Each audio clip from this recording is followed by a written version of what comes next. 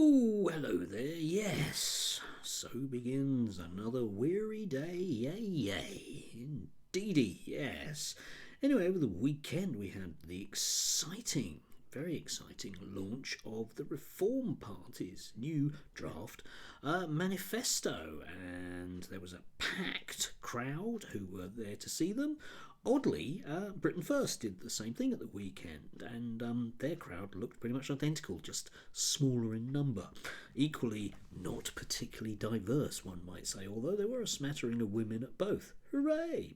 Yes, anyway, I thought, working in education, I'd see what exciting things this brand new Reform Party, PLC obviously, is going to do for me. So first up on the economy, well, they're going to keep austerity. So obviously that's going to mean a great deal for school budgets, obviously, and they want basically for there to be efficiency savings, of course, because that will lead to tax cuts. Radical idea. After all, I haven't heard that one ever, and I'm sure it'll work this time round.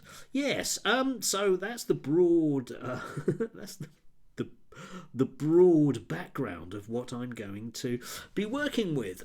Those things that people are realistically clamouring for, which is actual investment in all of those privatised utilities, are not going to happen under reform. They've got a weird concocted model whereby they're going to take 50% ownership in those privatised utilities and presumably something,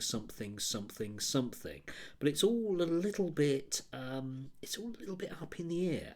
One would have thought that one of their easiest things to do would be to nationalise rail. Patently, that would almost certainly be a vote winner, but obviously they're not really in the business, and it's important to stress it is a business, it's not an actual political party.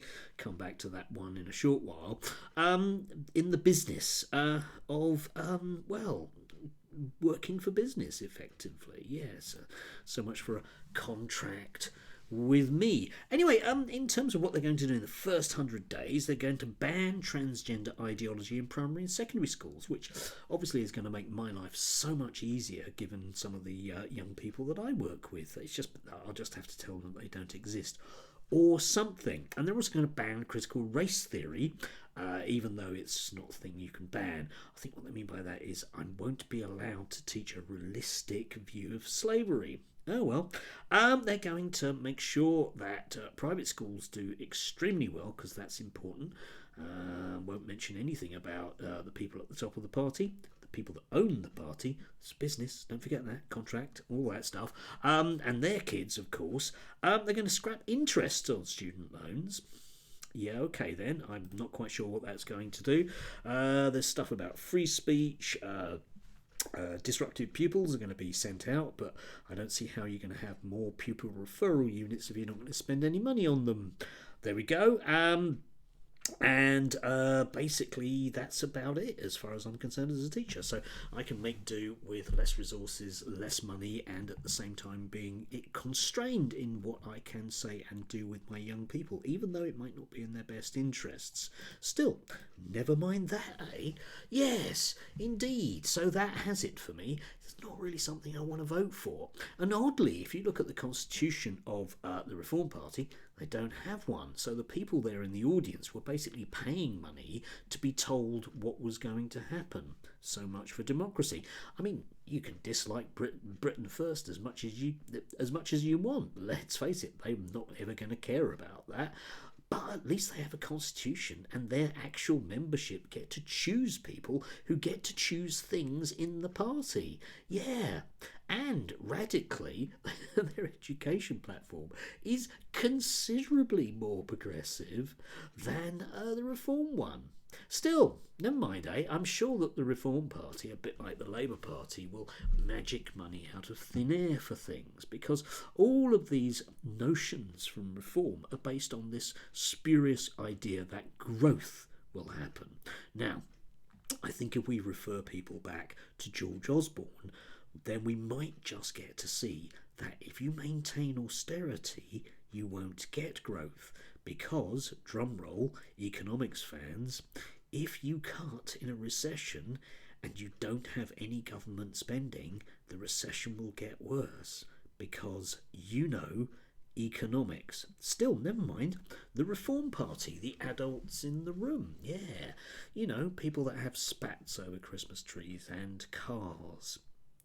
Yes. Anyway, there's links down below. You can have a look at the contract with Britain from the Reform Party. See what you make of it. I think it's just a whole bunch of hooey economics, but it doesn't really matter because nobody's really going to question Richard Tice on it. He'll only go and I know what will happen. I guess he'll just interview himself on GB News. I mean, he can go on his own show, presumably, and invite some people from Talk TV. I get confused with exactly who's where at the moment, but I'm sure it's all completely above board, and I'm sure that the Reform Party is really going to make sure that Ofcom has real teeth in future, because they're really keen on free speech. Just not for me as a person in education, obviously, because why would I? I'm a very, very dangerous individual, probably an Islamist, aren't I? Anyway, do have a lovely Monday if you can do. I'm back to work full time. It doesn't feel like I've had any time off, but never mind that now. Never mind that. Spring is almost sprung. Do enjoy.